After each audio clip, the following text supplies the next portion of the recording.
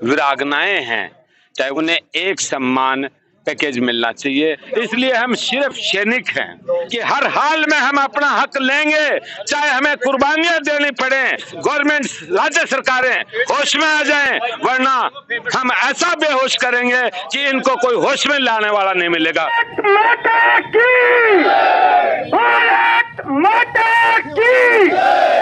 पूर्व सैनिक अपनी मांगा लेर उतरिया है सड़कों पर। कलैक्ट्रेट हनुमानगढ़ में पहुंचा है। कलैक्टर ने सौंपिया है ज्ञापन। अपनी मांगा पूरी खातर करन संघर्ष पर उतर आया है। चलो थाने सुनावा कि जिका वीर सपूत सैनिक जिका रिटायर्ड होया है बांगी के पीड़ा है। चलो फिर सुनियो।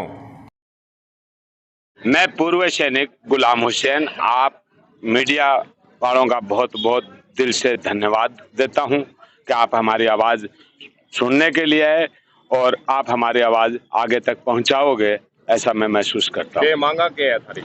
हमारी मांगे हैं वन रैंक वन पेंशन से संबंधित।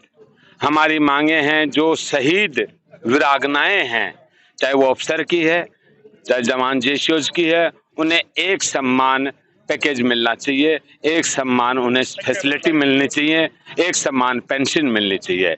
हमारी विधवाओं को जो जवान जेसीओज पेंशन आ जाते हैं तो वो कम उम्र में आते हैं। जैसे एक जवान 18 से 21 साल की उम्र में भर्ती होता है और वो 33 से 35 साल की उम्र में आ जाता था, पहले तो 36 साल की उम्र में, अब 2 साल और बढ़ा दी, 17 कर दी, तो वो 38 साल से पहले पेंशन आ जाता है।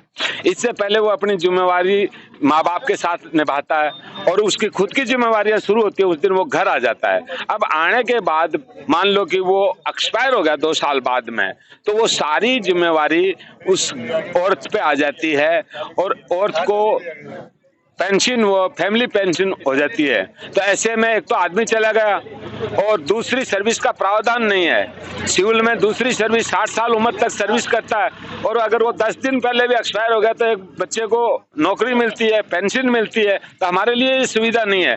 तो हमारी विधवाओं को ताजिंदगी पूरी पेंशन मिलनी चाहिए।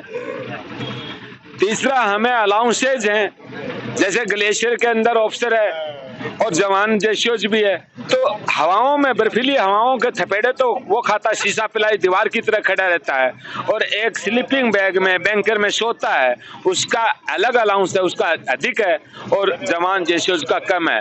तो सर्दी के भेदभाव करती है क्या? तो वो अलाउंसेज बराबर होने चाहिए। जो भी अलाउंसेज है वो बराबर होने चाहिए। एमएसपी पे है जो आर्मी के अंदर लागू की 2008-06 से। एमएसपी पे की डेफिनेशन है कि सेना सबसे ज्यादा कष्ट उठाती है, तो सेना इसलिए वो लागू की। तो सबसे ज्यादा कष्ट उठाता है जवान जेसीओज, फ्रंट लाइन में चलता है जवान जेसीओज, दुश्मन के सीने पे सबसे पहले वार करता है जवान जेसीओज, दुश्मन का वार अपने सीने पे लेता है जवान जेसीओज।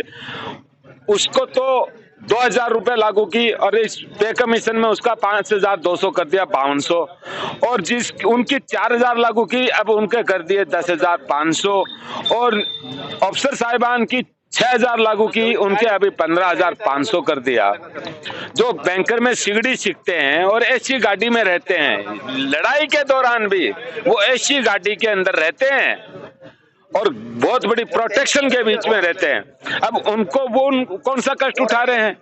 जिनको 15,500 मिलना चाहिए था उनको तो 5200 रुपया मिल रहा है, और जिनको 5200 मिलना चाहिए था वो 15,500 ले रहे हैं। तो ये हमारी, और इसी के साथ मैं एक बात और कहना चाहता हूँ, वो राजस्थान सरकार से संबंधित है कि हमारे 5% आरक्षण लागू किया। 5% जो आरक्षण लागू किया उसके अंदर भी SC, ST, OBC और ये लेके आ गए। तो सैनिकों को जाति धर्म में ना बांटा जाए। सैनिक की का एक ही धर्म होता है, देश की मिट्टी हमारा नमक है, वर्दी हमारा कफन है, तिरंगा हमारा निशान है, राष्ट्र हमारा धर्म है और संविधान हमारा धर्म ग्रंथ है, और यही हमारी पहचान है। यही हमारी पहचान है। मैं आपको एक एग्जांपल देता हूं। 2013 में जो आपदा आई थी उत्तराखंड के अंदर, तो उसके अंदर मैं आपदा में गया और मेरा कैंसर हो गया था पेशाब में, उसके बाद भी गया। तो मीडिया वालों ने पूछा कि आप तो मुसलमान हो, आप वहां क्यों जा रहे हो? मैंने कहा मैं एक सैनिक हूं, मुझे जाति और धर्म के पलड़े में मत तोलो। मैं एक सैनिक हूं और हम सैनिकों को मेहरबानी करके जाति धर्म में ना तोला जाए, क्षेत्र भाषा में ना तोला जाए। हम ना अपने खेत के लिए लड़ते हैं, ना भाषा के लिए लड़ते हैं, ना हम राज्य की जमीन के लिए लड़ते हैं, ना हम धर्म के लिए लड़ते हैं, ना जाति के लिए लड़ते हैं। हम देश के प्रहरी हैं, राष्ट्र की सीमाओं के लिए लड़ते हैं। हमारा धर्म है राष्ट्र की सीमाओं की रक्षा करना और आजादी की सुरक्षा करना। स्वतंत्रता सेनानियों के हम उत्तराधिकारी हैं। स्वतंत्रता सेनानी नहीं होते तो ये देश आजाद नहीं होता, और ये देश आजाद नहीं होता तो हम सैनिक नहीं होते। देश के सैनिक इसलिए हैं कि स्वतंत्रता सेनानियों ने लाखों कुर्बानियां दे करके हमारे देश को आजाद करवाया, और हम उनके उत्तराधिकारी हैं, इसलिए हम सिर्फ सैनिक हैं। और सैनिक का सबसे बड़ा कफन है वो देश का जो निशान है, तिरंगा है।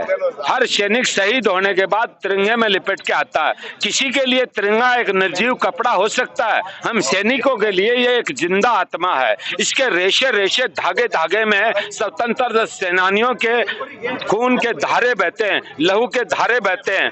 और उसके बाद हम सैनिकों के 1 लाख सैनिक शहीद हैं, 1 लाख सैनिक शहीद हैं। हमारे खून के धारे बहते हैं इस तिरंगे के अंदर, रेशे रेशे धागे धागे में। इसलिए हमें जाति धर्म में ना बांटा जाए। और जो हमारा राजस्थान सरकार से भी मैं ये निवेदन करता हूं कि जो हमारा 5% आरक्षण है वो सैनिकों के नाम से संचालित रहे, और हमारा लोकसभा विधानसभा में भी हिस्सा होना चाहिए, क्योंकि ये लोकतंत्र मिला है हमारे शहीदों की शहादत से, स्वतंत्रता सेनानियों की शहादत से। और इस लोकतंत्र के मंदिर में हमारे लिए जगह नहीं है। 5% लोकसभा हो, राज्यसभा हो, विधानसभा हो, चाहे वो ग्राम पंचायतें हैं, हम सैनिकों का कोटा होना चाहिए। ये पूरे देश में और हर स्टेट में लागू होना चाहिए। हमारी खामोशी को इन्होंने कमजोरी समझा है। मैं एक बात और कह देता हूं कि देरी से टूटने वाली खामोशी बहुत खतरनाक होती है। और अब हम डट गए हैं, अड़ गए हैं और भिड़ेंगे, लड़ेंगे, चाहे हमें सीने में गोलियां मार दे सरकार, लेकिन अपना हक हर हाल में लेके रहेंगे। जब एक दुश्मन की ललकार होती है सैनिक को, तो पैरों में जवानी नाचती है, हाथों में ताकत आ जाती है, सीने छुलकने लगते हैं, आंखें चश उठती हैं, दिल और दिमाग सरगोशियां करता है युद्ध की कलाओं के लिए। और इंच इंच कटते जाते हैं, आगे बढ़ते जाते हैं और विजय परचम लहराते हैं। मैं बता देना चाहता हूं इन सरकारों को कि हर हाल में हम अपना हक लेंगे, चाहे हमें कुर्बानियां देनी पड़े। सरकार इस भ्रम में ना रहे, इस भ्रम में ना रहे, चाहे वो कोई भी सरकार है। ये भारत सरकार और ये गवर्नमेंट राज्य सरकारें होश में आ जाएं, वरना हम ऐसा बेहोश करेंगे कि इनको कोई होश में लाने वाला नहीं मिलेगा। जय हिंद, जय भारत।